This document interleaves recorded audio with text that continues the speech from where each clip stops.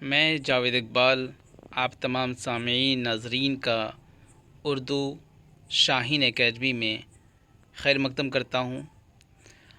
जैसा कि आप जानते हैं कि ये वीडियो सीबीएसई और बीसीबीएसई दोनों के लिए है, लेकिन फ़िलहाल मैं सीबीएसई क्लास 10th के लिए ये वीडियो बना रहा हूँ जो कि चैप्टर 4 है।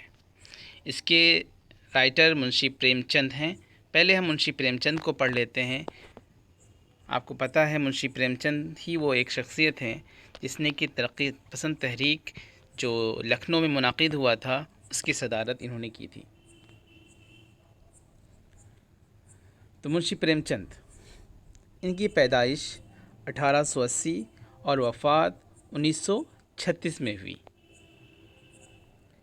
प्रेमचंद की पैदाइश बनारस के एक गांव लम्हे में हुई। कहाँ पैदाइश हुई? क्योंकि ये ऑब्जेक्टिव आपका एग्ज़ाम आने वाला है, तो आपको ये पूछा जा सकता है कि मुंशी प्रेमचंद की पैदाइश कहाँ हुई। तो आपके शहरों के नाम दे दिए जाएंगे, उसमें से आपको लगाना है टिक। किसमें? बनारस गांव लम्ही में। उनका असल नाम धनपत राय था। तो आपको ये इस तरह से एग्ज़ाम में दे सकता है, धनपत राय इनमें से किनका असल नाम था? मुंशी प्रेमचंद, इस्माइल मेरठी, नज़ीर, कुछ भी नाम दे दिया जाएगा। फिर या ये कह दिया जाएगा मुंशी प्रेमचंद का असल नाम क्या था, धनपत राय दे देगा, धनपत रॉय दे देगा, या फिर कुछ उल्टा सीधा कुछ भी दे सकता है। तो आपको ये सब चीज़ें याद रखनी ज़रूरी हैं। इनकी इब्तिदाई तालीम गांव के मदरसे में हुई। कहाँ हुई? गांव के मदरसे में। हमारे कॉन्सेप्ट होता है कि मुस्लिम ही मदरसे में पढ़ते हैं, ऐसा नहीं है। उस ज़माने में हिंदू, मुस्लिम, सिख, ईसाई हर कोई हर जगह पढ़ता था, इल्म हासिल करता था, जो चाहे वो जहाँ भी मिले। क्योंकि कहा जाता है अलहिकमत ज़ालतुल मोमिन मिन हैसु वजदहा अहक्कु बिहा। मैट्रिक पास करने के बाद 1899 में बनारस के करीब चुनारगढ़ के एक मिशन स्कूल में असिस्टेंट मास्टर की हैसियत से मुलाजिम हुए। 1899 में बनारस के करीब एक चुनारगढ़ एक मकाम है, वहाँ एक मिशन स्कूल में असिस्टेंट मास्टर की हैसियत से वो क्या हो गए? मुलाजिम हो गए। मुलाजिम के माना होता है एक तरह से नौकर, एम्प्लॉयर। और 1905 में कानपुर के ज़िला स्कूल में उस्ताद की हैसियत से उनका तकर्रुर हुआ। और ज़िला कानपुर में 1905 में वो क्या हो गए? एक उस्ताद की हैसियत से वो तकर्रुर हुए। तकर्रुर होना माने होता है अपॉइंट होना, ज्वाइन होना। ओके। प्रेमचंद को लिखने का शौक़ बचपन से था। हर एक राइटर को लिखने का शौक़ होता है। उन्होंने ज़िंदगी के दुख दर्द को करीब से देखा था। किन्होंने? मुंशी प्रेमचंद ने। यानी गरीब थी, गुर्बत का ज़माना इन्होंने देखा था और महसूस भी किया था। गरीबी, गुर्बत और ज़िंदगी की बदहालियाँ, परेशानियाँ, मुसीबतें, सोबतें सब बर्दाश्त की थी इन्होंने। यही वजह है कि ज़िंदगी के मसाइल उनकी तहरीरों का मौजू बन गई, क्योंकि वो पूरी ज़िंदगी भर परेशानियाँ, दिक्कतें, सोबतें हर चीज़ बर्दाश्त करके आए थे। इसीलिए वही चीज़ इन्होंने अपने कलम का मौजू बनाया। उनकी ज़बान बहुत सादा और सलीस थी। सलीस में सिंपल। उनके बेशतर नावल और अफसाने देहाती ज़िंदगी से ताल्लुक़ रखती है।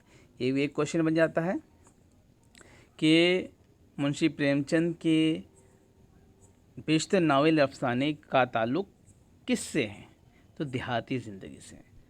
पता चल गया ना आपको? याद रखने की चीज़ है ये। मुंशी प्रेमचंद ने तकरीबन 1 दर्जन नावल और 300 से ज़ायद अफसाने लिखे। अफसाना किसे कहते हैं जी? अफसाना कहते हैं उस छोटी कहानी को जो चाय की चुस्कियों के दरमियान पी ली जाए, पढ़ ली जाए। ठीक है। उनका शुमार उर्दू के अहम तरीन नावल और अफसाना निगारों में होता है। कहा जाता है कि अफसाने के का जो बुनियाद है किन्होंने रखा? मुंशी प्रेमचंद ही ने रखा है। मुख्तसर अफसाने का नरमला, बेवा, मैदान अमल, बाज़ार हुस्न, गौदान उनकी मशहूर नावलें हैं। उनकी नावलें भी बहुत सारी मशहूर हैं, उसमें से गौदान बहुत ज़्यादा मशहूर है। मैदान अमल, बाज़ार हुस्न ये उनकी नावल हैं। आज हम पढ़ने जा रहे हैं उनका एक अफसाना, कौल का पास। बिला ताख़ीर हम कौल का पास शुरू करते हैं। कौल के माने होता है वादा। यहाँ पर कौल के माने क्या है? क़ाला यक़ूलु क़ौलन, ये अरबी वर्ड है जिसके माने होता है बात। ठीक है, बात करना। कौल के माने क्या हो गया? वादा। कौल का पास के माने हो गया वादा का वफा करना, वादे को पूरा करना। ठीक है। अकबर बादशाह मुग़लों का बहुत मशहूर बादशाह गुजरा है। कौन? अकबर बादशाह, आप जानते ही हैं, अकबर द ग्रेट। उसने लड़ाइयाँ लड़कर हिंदुस्तान के बहुत सा हिस्सा फ़तह कर लिया। फ़तह करना माने होता है जीतना। हम्म तो अकबर ने बहुत सारे मुल्क के बहुत सारे हिस्सों को फ़तह कर लिया। एक राजपूताना रह गया था, एक जगह रह गई थी राजपूताना। अकबर ने चाहा कि उसे भी फ़तह कर ले, वहाँ भी सल्तनत करे। सल्तनत करना माने होता है क्या? रूल करना, हुकूमत करना। वहाँ भी रूल करना चाह रहा था। ये इरादा करके राजपूताना पर फ़ौज कशी कर दी।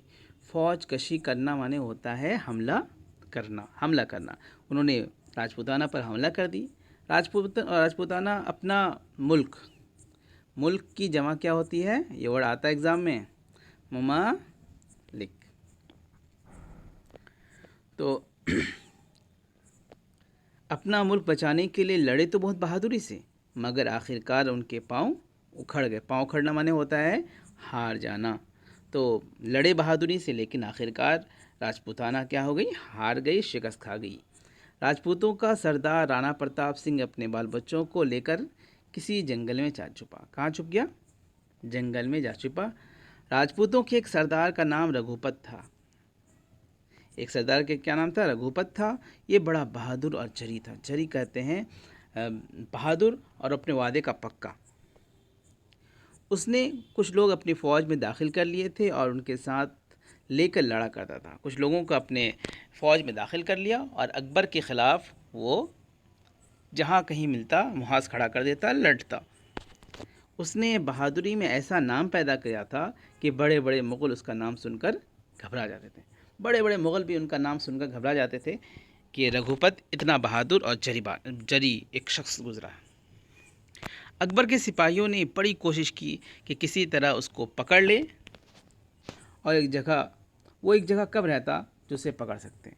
अकबर की एक बादशाह है, बादशाह की बहुत बड़ी फ़ौज होती है, तो वो चाहता था कि अपनी फ़ौज के ज़रिए उसको पकड़ ले।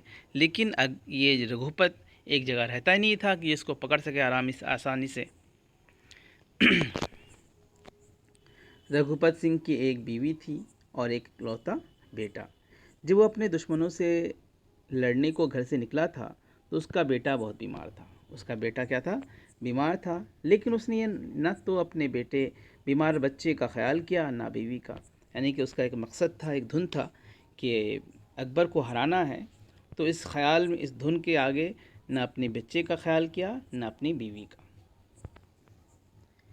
मुग़लों से लड़ने को घर से निकल खड़ा हुआ। हाँ, कभी कभी चोरी छुपके से किसी को भेज देता और बीवी बच्चे की खबर मंगवा लिया करता। किसी को भेज कर क्या करता? अपने बीवी बच्चे का खबर मंगवा लेता, लेकिन वो खुद नहीं जाता। रघुपत सिंह को पकड़ने के लिए अकबर ने बहुत सी फौज भेजी, मगर वो किसी के हाथ ना आया। फिर बादशाह ने उसको घर पर पहरा बिठा दिया। अकबर ने एक चाल सोचा कि वो उसके घर पे पहरा बिठा दो, कभी ना कभी तो वो आएगा ही।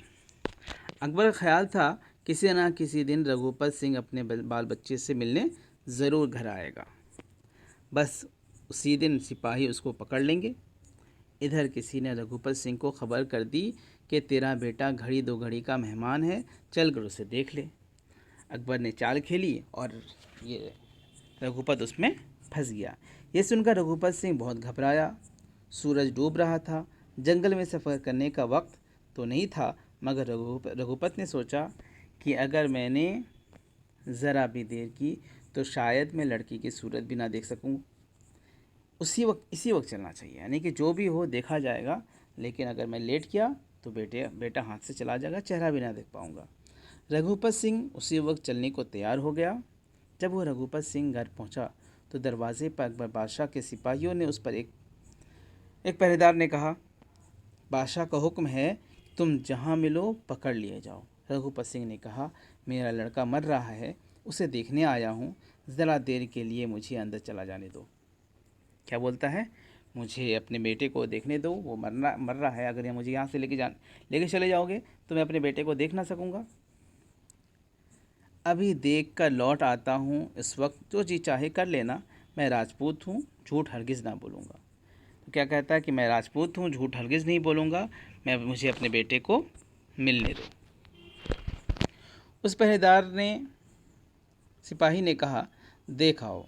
जब रघुपत सिंह घर में गया तो देखा कि लड़का बेचैन हो रहा है, यानी कि मन बस हालत उसकी ख़राब थी, बेचैन हो रहा है। बीवी फ़िक्र के मारे बदहाल है, बिल्कुल बेहाल हो गई है। मियाँ को देखकर बीवी को ढाढ़स बंधी, यानी ढाढ़स बंधना माने क्या होता है, हिम्मत आना। रघुपत सिंह ने बच्चों को प्यार किया, दवा की तदबीर बताई और अपने बीवी को बताया कि कौन कौन सी दवाई लगनी है उसके बेटे के इलाज में, वो सारा कुछ बता दिया। फिर अपनी बीवी से कहा, दरवाजे पर सिपाही खड़ा है, मैं कह आया हूँ कि मैं कैद होने को अभी वापस आता हूँ। क्या कह दिया आपने कि मैं वापस आ रहा हूँ कैद होने के लिए। बीवी ने कहा, ऐसा ना करो, दूसरे दरवाजे से निकल जाओ। रघुपत ने कहा, यह मुझसे हरगिज़ नहीं हो सकता, मैं कौल दे चुका हूँ, इसके ख़िलाफ़ नहीं कर सकता। यानी कि मैंने वादा कर लिया है, वादा के ख़िलाफ़ मैं जा ही नहीं सकता, चाहे उसके लिए मेरी जान ही क्यों ना चली जाए। यह कहकर वह दरवाजे पर आया और सिपाही से कहने लगा, लो मैं आ गया, अब मुझे पकड़ लो, जहाँ चाहो ले चलो। सिपाही ने कहा कि तुम्हें पकड़ने को मेरा जी नहीं चाहता, तुम भाग जाओ।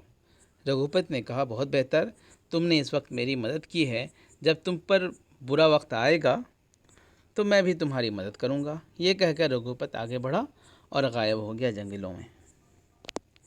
इस बात को थोड़ी ही देर हुई थी कि मुगलों का एक अफसर कुछ आदमियों को साथ लेकर आ पहुंचा। पहरे वाले से कहा, हमने सुना है कि रघुपत इधर आया है। पहरे वाले ने सच सच, पहरेदार ने सारा कुछ जो कुछ था सारा कुछ सच सच बता दिया। रघुपत सिंह ने अपने बीमार बेटे को देखने आया था, मैंने उससे जाने की इजाज़त दे दी। ये सुनकर अफसर ने पहरेदार को कैद कर लिया। रघुपत सिंह को भी सिपाही के कैद होने की खबर मिल गई थी। खबर की जमा क्या होती है, अखबार, ठीक है, और अखबारात भी आती है, ये जमुल जमा है, अखबारात।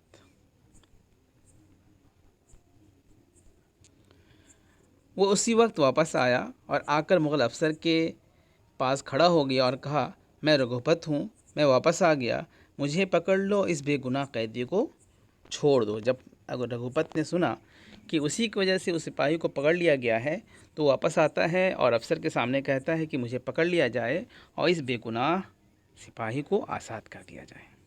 अरे अफसर की जमा क्या होती है, अफसर की जमा आती है अफसरान। ओके,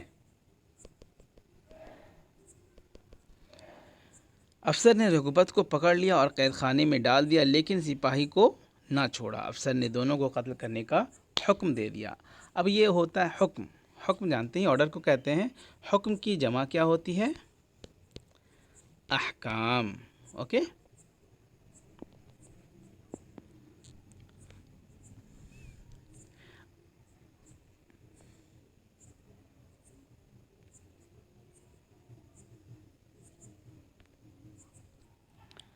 दूसरे दिन सिपाही रघुपत और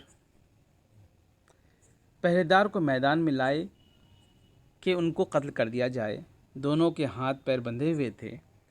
मुग़ल अफसर जल्लाद से कहा कि दोनों की गर्दनें उड़ा दो, यानी कि कत्ल कर दो इन दोनों को। जल्लाद ने तलवार उठाई ही थी कि घोड़ों की टापों की आवाज़ आई। लोगों ने देखा कि अकबर बादशाह अपने अफसरों के साथ चला आ रहा है। सब ने झुककर सलाम किया। अकबर घोड़े से उतर पड़ा और कहने लगा, रघुपत की गिरफ्तारी का पूरा हाल मुझको मालूम हो चुका है। फिर पहरेदार से कहा, हर भले आदमी का दिल दूसरे का दुख देखकर पिघल जाता है। अच्छा दिल, जिसके पास भी अच्छा दिल होता है, उसका दिल एक अच्छे इंसान को देखकर पिघल ही जाता है। मुझे मालूम है कि इस रघुपत को की तकलीफ़ देखकर तुम्हारा दिल भर आया, यानी जब तुमने देखा कि रघुपत इतना परेशान हाल है तो तुम्हारा दिल पिघल गया, तुमने उसे आज़ाद कर दिया, इसलिए तुमने उसको छोड़ दिया था। मैं तुम्हारी कोई कसूर नहीं इसमें, यानी कि तुमने कोई गलत काम नहीं किया है। अगर कुछ है भी तो मैंने माफ़ किया। मुझे ऐसे ही सिपाही चाहिए जो अपने बादशाह से ज़्यादा खुदा से डरता हो। ठीक है, क्या कहा कि मुझे ऐसे सिपाही चाहिए जो बादशाह से ज़्यादा अपने खुदा से डरता हो। ये सुनते ही पहरेदार खुशी से फूला ना समाया। खुशी से फूला ना समाना माने होता है बहुत ज़्यादा खुश हो जाना। पहरेदार बहुत ज़्यादा खुश हो गया क्योंकि उसके बादशाह ने उसकी जान बख्श दी थी। फिर अकबर ने रघुपत की तरफ देख कर कहा, मुझे पहले यह मालूम न था कि बहादुर राजपूत बात के इतने धनी होते हैं। तुम्हारी बहादुरी और इफ़ाए वादा से मैं बहुत खुश हुआ। इफ़ाए वादा कहते हैं वादा को वफ़ा करना, वादा को पूरा करना। मैंने तुमको भी छोड़ दिया। रघुपत सिंह घुटनों के बल ज़मीन पर झुक गया और कहा, आप जिस रघुपत को इतनी मुश्किल से भी जीत ना सके, आज अपनी दरियादिली दिखाकर आपने उसे जीत लिया। यानी कि पूरी फ़ौज लेकर जिस रघुपत को पकड़ ना सका बादशाह और उसको हरा ना सका, आज एक दरियादिली दिखाकर बादशाह ने उसका दिल जीत लिया। और क्या कहता है, आप बहादुरों की कदर करना जानते हैं।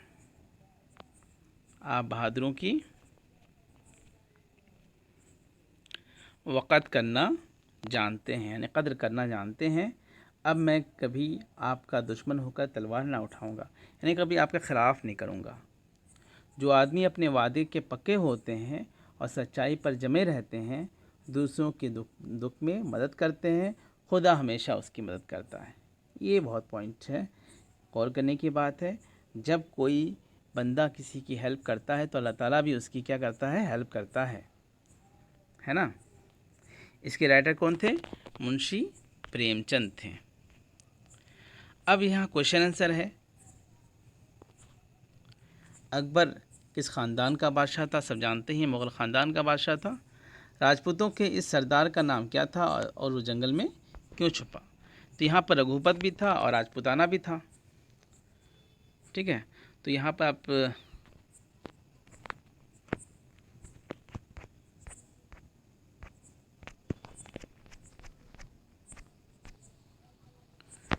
आप राणा प्रताप सिंह ही लिखेंगे।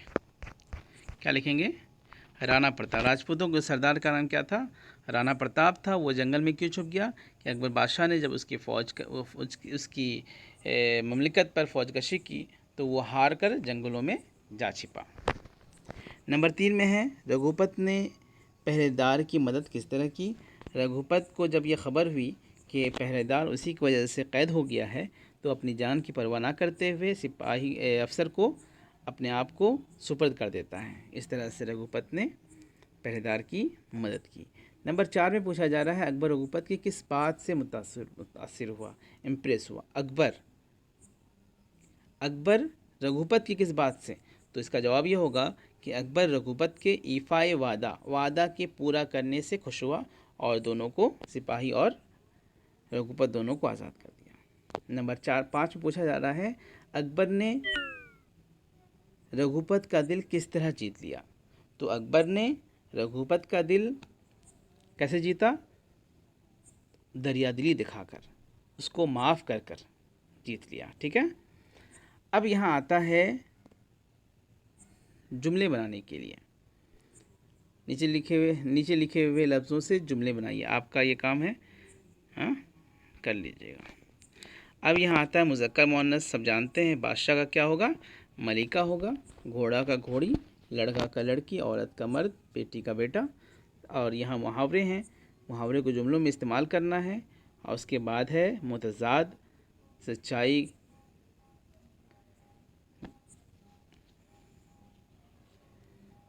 बुराई कर लीजिए, इसका दुख का सुख कर लीजिए, बहादुर का बुज़दिल कर लीजिए, क़ैद का आज़ाद कर लीजिए, दुश्मन का दोस्त कर लीजिए, मोहब्बत से नफ़रत कर लीजिए। ये आसान है।